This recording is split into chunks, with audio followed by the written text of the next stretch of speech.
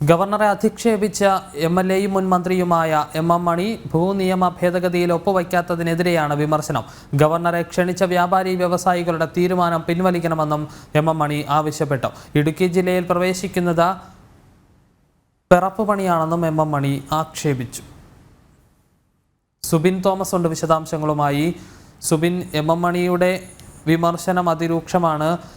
ഗവർണറെ അവഹേളിക്കുന്ന തരത്തിലാണ് എം മണിയുടെ ഭാഷ്യം. നേരത്തെ തന്നെ നമുക്കറിയാം CPM നേതാവ് കൂടിയായ എം മണിയുടെ ഭാഗത്തു നിന്നും മാന്യമായ രീതിയിലുള്ള ഭാഷ ഉണ്ടായിട്ടില്ല എന്നുള്ളത്. ഇത് അതിര് കടന്നു പോയി എന്ന രീതിയിലേക്കാണ് കാര്യങ്ങൾ നീങ്ങുന്നത്.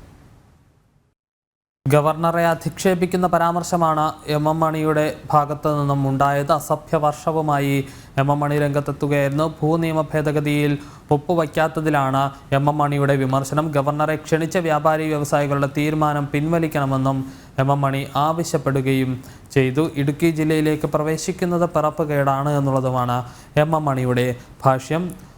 അവഹേളിക്കലും അതിരൂക്ഷമായ വിമർശനവുമൊക്കെയാണ് CPM നേതാവും മുൻ മന്ത്രി കൂടിയുമായ എം മണിയുടെ ഭാഗത്തു നിന്നും ഉണ്ടായിരിക്കുന്നത്.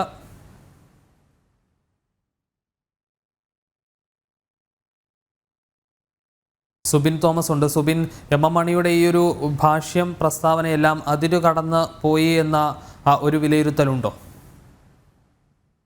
തീർച്ചയായും അത്തരത്തിൽ തന്നെയാണ്. വളരെ അതിര് വിട്ട അല്ലെങ്കിൽ അത്രത്തോളം ഹീനമായ ഭാഷയിലാണ് എം മണി ഗവർണർക്കെതിരായ പരാമർശങ്ങൾ പ്രധാനമായും നടത്തിയത്. ഇതിലേക്ക് എം മണിയെ ഇത്രത്തോളം പ്രകോപിതനാക്കുന്നത് എന്നുള്ളത്, അല്ലെങ്കിൽ പ്രകോപിതനാക്കിയത് ഈ ഭൂനിയമ ഭേദഗതി ബില്ലിൽ ഗവർണർ ഒപ്പുവച്ചില്ല എന്ന ഒരു കാര്യമാണ്. പ്രധാനമായും ഇത് സംബന്ധിച്ച് ഈ ഭൂനിയമ ഭേദഗതി ബിൽ ഗവർണറുടെ മുമ്പിലിരിക്കുമ്പോൾ ഇതിൽ വിശദമായ പഠനം എന്തായാലും നടത്തേണ്ടതായി വരും.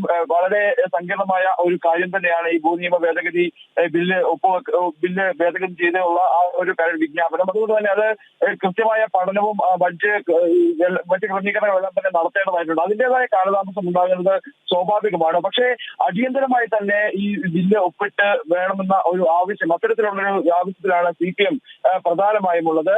ആ ഒരു സാഹചര്യത്തിലാണ് ഈ ഭൂനിയമ ഭേദഗതി ബില്ലിൽ ഗവർണർ ഒപ്പുവെക്കുന്നില്ല എന്നുള്ളത് കണ്ടുകൊണ്ടാണ് ഗവർണറുടെ ആ ഒരു സമീപനം. അത് ഒപ്പുവെക്കാത്തത് ഗവർണർ വെറും നാറി ആയതുകൊണ്ടാണ് എന്നുള്ള തരത്തിലാണ് അദ്ദേഹത്തിന്റെ പരാമർശം പ്രധാനമായും ഉണ്ടായത്. അതായത് അദ്ദേഹം പറയുന്നത് ഇങ്ങനെയാണ്: ഭൂനിയമ ഭേദഗതിയിൽ ഒപ്പുവയ്ക്കാത്ത ഗവർണർ നാറിയാണെന്നാണ് എം മണി പറഞ്ഞത്. ഇടുക്കി ജില്ലയിൽ പ്രവേശിക്കുന്നത് പിറപ്പ് പണിയാണെന്നും അദ്ദേഹം പറയുന്നു. അതായത് ഈ ബില്ല് ഒപ്പിടാതെ ഇടുക്കി ജില്ലയിൽ പൊതുപരിപാടിക്കായി അദ്ദേഹം എത്തുന്നു. അതൊരു പിറപ്പ് പരിപാടിയാണെന്നാണ് എം മണിയുടെ ഒരു കാഴ്ചപ്പാട്.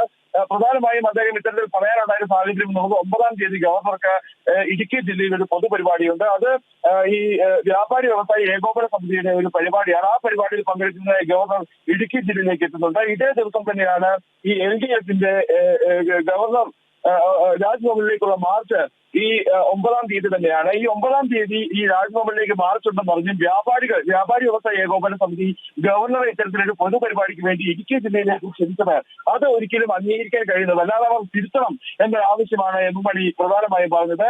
ഈ ഭൂനിയമ ഭേദഗതി ബില്ലിൽ ഒപ്പുവെക്കാൻ പോകുന്നതിന് ഒത്തിരി വ്യാപാരികൾ ഇതിന്റെ ബുദ്ധിമുട്ട് അനുഭവിക്കുന്നു. അതെല്ലാം നോക്കി നിൽക്കുമ്പോഴാണ് ഇത്തരത്തിൽ ഈ ഗവർണറെ വിളിച്ചത്. അതൊരിക്കലും അംഗീകരിക്കാൻ കഴിയില്ല എന്നുള്ള ഒരു നിലപാടാണ് എം മണി എടുത്തത്. ഈ ഒരു സാഹചര്യത്തിൽ നിന്നുകൊണ്ടാണ്, അല്ലെങ്കിൽ ഈ ഒരു കാര്യത്തിൽ നിന്നുകൊണ്ടാണ് പ്രധാനമായും അദ്ദേഹം ഈ ഗവർണർക്കെതിരായ രൂക്ഷമായ ഭാഷയിലുള്ള വിമർശനവും അതുപോലെ തന്നെ അധിക്ഷേപ പ്രസംഗവും നടത്തിയിട്ടുള്ളത്. ഗവർണർക്കെതിരെ രൂക്ഷമായ ഭാഷയിലാണ് എം മണിയുടെ വിമർശനം.